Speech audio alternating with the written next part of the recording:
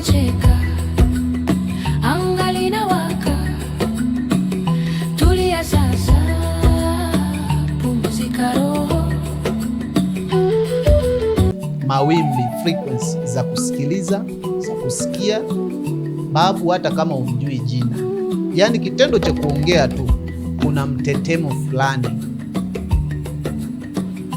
kuna mtetemo fulani, kuna vibration fulani itatokea tu. Hewa ya dunia, maji, uhai, dunia. Sawa. Sasa hiyo ni aina ya mawasiliano ya kwanza. Kuna vyakula vinatumika, sawa, uwele, mchele, wanyama fulani, mitu fulani inatumika kama kiunganishi, kama kichocheo. Unajua ni vitu vinasapotiana. Huwezi kupata access ya internet bila kuwa na simu yenye betri yenye charge na line yenye nini, simu yenye line, si ndio? Line yenye access ya kufanyaje. Kwa hiyo simu unaweza kuwa nayo, sawa, hii hapa simu, si ndio? Lakini ikawa haina line, haina betri. Kwa hivi ni kama fundamento ya vitu ambavyo ni communication. Kwa ukiwa na ng'ombe hapo, labda mbuzi, sijui wele, sijui vitu ambavyo vinatoa access ya kuwasiliana nao. Umeelewa hapo vizuri hiyo ni njia moja wapo. Lakini njia nyingine ni kupitia za kwako wewe mwenyewe binafsi. Sasa hizi ni zile maombi ya usiku na ibada za usiku au za mchana, kulingana na ratiba ambazo umejiwekea wewe. Unafanya wewe kama wewe, yani wewe na watu wako na wazee wako. Yani hiyo sasa usisubirie kule kwa wazee, si wazazi. Wewe mwenyewe sasa uwe na muda wako wa kwanza kuongea fulani, babu, bibi. Tena ukiwa na majina wakumbuke wote. Jamani, nawakumbusha, wakumbukeni na majina. Unakuta hata babu yako umjui jina lake, sio bibi yako umjui jina lake. Hiyo mbaya eti. Ukiwataja moja kwa moja inakuwa vizuri. Majina ya mababu, ya mabibi. Tena wewe ambao umepewa jina la babu, la bibi, wewe mbona una msaada? Mbona una msaada wa moja kwa moja?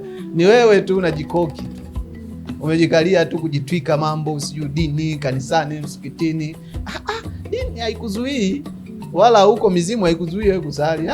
Zali, fanya ibada, wenyewe ndio wanapotaka. Isipokuwa sasa usiwaite kama vile wao ni vinyago, usiwachukulie kama vile ni watu waliokosa, wabaya. Unawakemeaje wewe?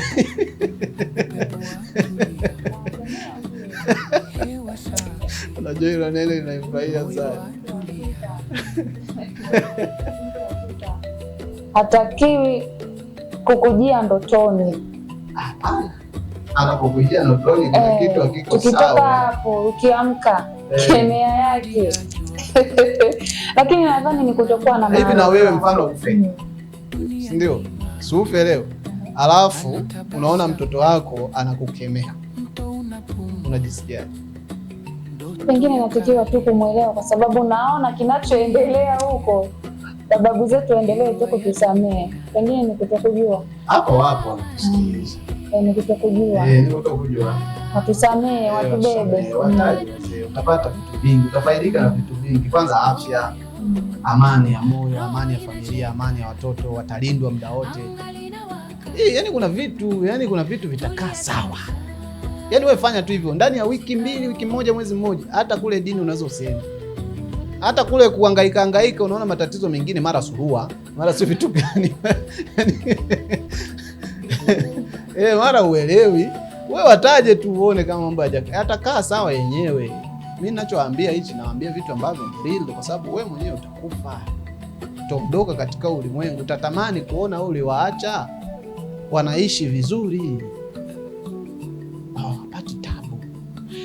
Kwa hiyo hiyo ni njia mojawapo ya kufanya maombi na ibada, kuwashukuru kama unavyowashukuru Mwenyezi Mungu. Umeelewa?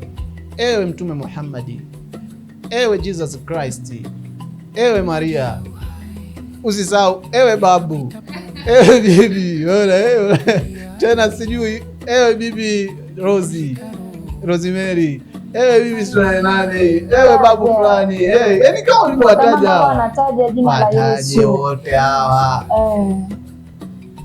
Ikibidi pia na historia yake isomwe. Yani wewe mfahamu bibi, mimi naongea na wewe leo. Babu wewe, naomba 1 2 3. Babu, kwanza mimi nakushukuru. Unajua na wewe unasikia?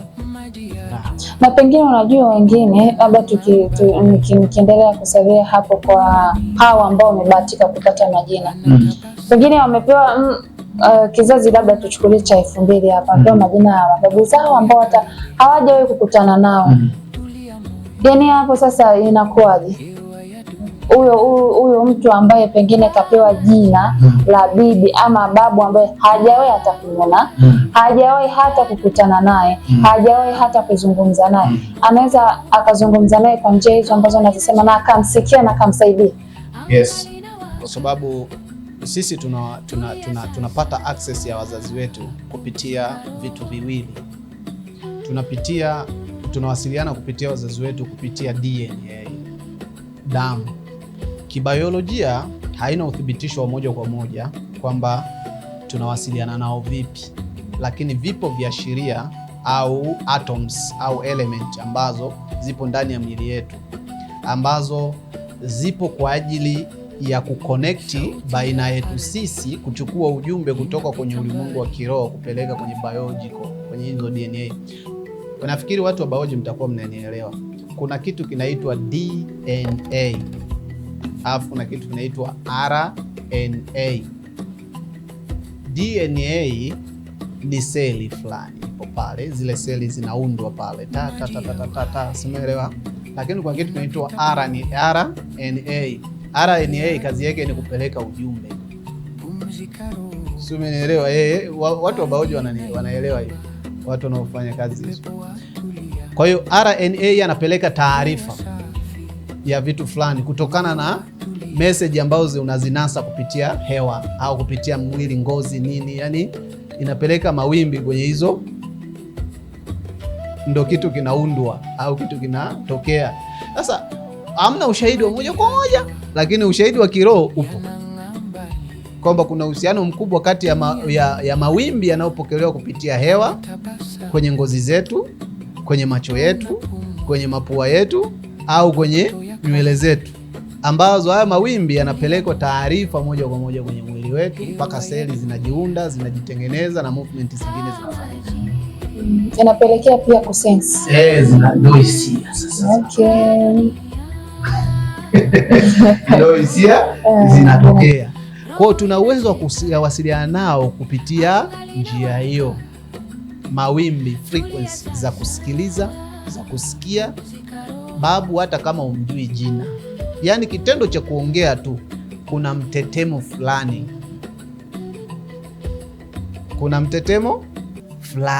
kuna vibration fulani itatokea tu, watakuja na wao. Uzuri wa Mungu, ukitaja tu kaongea yani babu, bibi, mimi sikujui lakini mimi najua upo na hivi na hivi, na ni kitendo cha kusema tu hivyo, kitu ambacho natakiwa kuelewa. Wao wenye ulimwengu wa kiroho wana access ya kutuona kuanzia kizazi kimoja hadi kingine, wanajua. Lakini inakuwa ni kutaja tu, pia itokee pia kwa nafsi yako, udhamirie, yani kuongea nao soko, yani udhamirie. Ngoja nikwambie, ni kama feni na upepo hivi. Ili upate upepo unafanyaje? Yani feni si lazima izunguke, si ndio? Ndio upepo ufanyeje? Ndio hivyo. Yani wewe ni lazima ufanye movement fulani, sawa, ili utengeneze nini? Vibration. Yani kama gurudumu utengeneze vibration, alafu wale ile vibration wataipata kwamba kuna uhitaji huku, mjukuu wetu huyu kilimbokeza. Japo sasa hivi waenge kama kuna namna wamechukuliwa, lakini ndo msaada. Twende sasa kwenye sababu. Pengine kwa mtu ambaye amefuatilia kipindi hiki kwa umakini sana, atakuwa amepata sababu hata 2 3. Tuorodheshe. Zipo sababu za maradhi, maradhi au matatizo, unaona mambo hayaendi, yani unafanya mambo hayatokei, jaribu kuongea na wazee, sababu inaweza ikawa ni hiyo. Ongea nao. Au utakuta kuna yule mtu anaumwa ugonjwa ambao hautibiki hospitali, hautibiki kokote, ni mauzauza. So wakupona, naenda kwa waganga, umeshaenda kwa mashenyo, umeenda kwa wachungaji, mmebadilisha makanisa, umeenda kuwekewa maji ya baraka, uchumia chochote unachojua, kupona huponi na salio lilionalo ama uchumi wako unaisha. Sasa unasema mimi wa Dar es Salaam, kwetu ni Morogoro, huko Kigoma, huko vijijini wapi? Sasa mimi nitafikaje? Mimi hata siwaelewi mababu, umeona? Mungu wangu, watu kama hao wanapitia mazila mengi. Watafuteni walimu wa kiroho, watafuteni watu wanaojua, wapo wataalamu wapo. Mwambie mzee, mimi sielewi chochote, hakuna kitu najua, hakuna kitu najua mimi, nisaidie, labda kuna tatizo upande wa pili wa wazazi wazee.